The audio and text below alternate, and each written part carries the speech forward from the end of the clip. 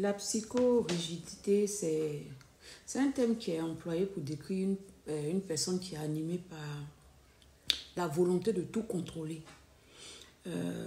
qui pense toujours avoir raison, qui est agacée, irritée par les avis contradictoires. C'est une personne qui, pour décrire une personne qui manque de souplesse et qui manque d'adaptabilité face à l'imprévu. C'est une personne qui n'aime pas les surprises, c'est une personne qui n'aime pas le changement, qui n'aime pas s'adapter. C'est une personne qui ne sait pas se mettre à la place des autres, qui n'est pas empathique. C'est une personne qui a surtout du mal à s'exprimer, à exprimer ses sentiments. Tu te reconnais? Si tu te reconnais, c'est que tu es psychorigide. Lorsque tu es psychorigide, tu es une personne qui est constamment en souffrance. Tu peux ne pas le savoir.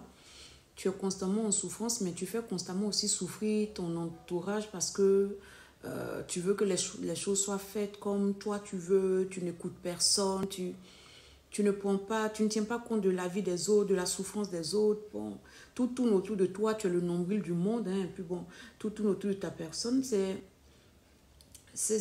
Comment on appelle ça? C'est quelqu'un qui a une personnalité obsessionnelle.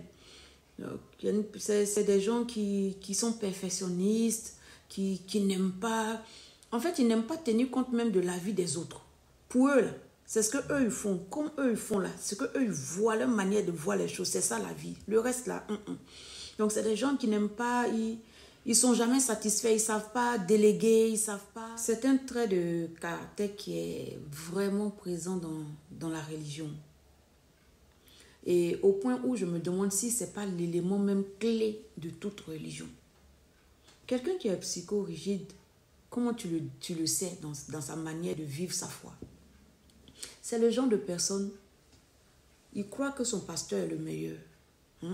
Si lui, dans sa tête, il croit que son pasteur est le meilleur, tous les autres pasteurs racontent n'importe quoi. Moi, j'ai connu quelqu'un qui m'a dit, on parle de pasteur, toi tu parles de ces gens-là.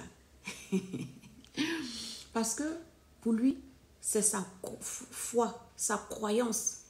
Il est prêt à détruire tout pour protéger, préserver sa croyance, sa foi, sa manière d'interpréter. C'est que c'est son pasteur ou rien, c'est sa foi ou rien, c'est son église ou rien.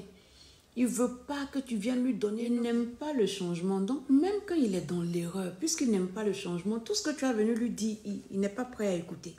Il ne veut pas accepter, il ne veut rien entendre.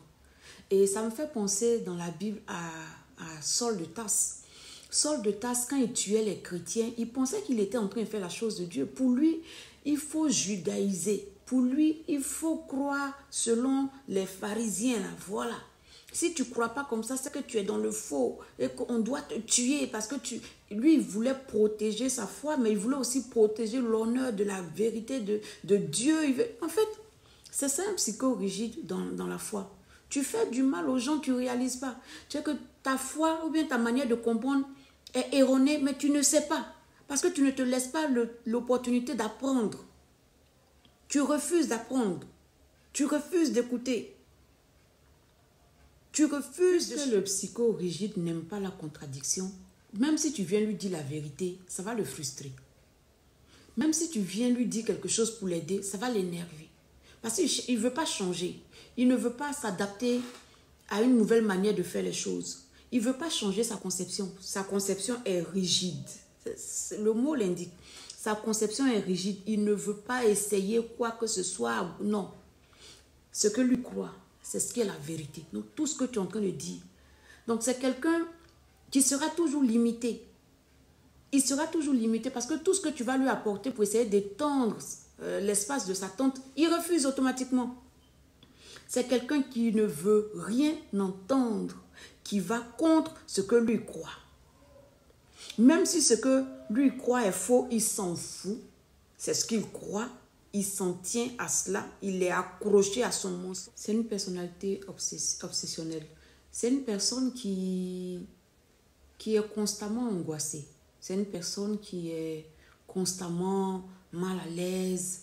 C'est une personne qui a l'impression qu'on lui veut du mal tout le temps.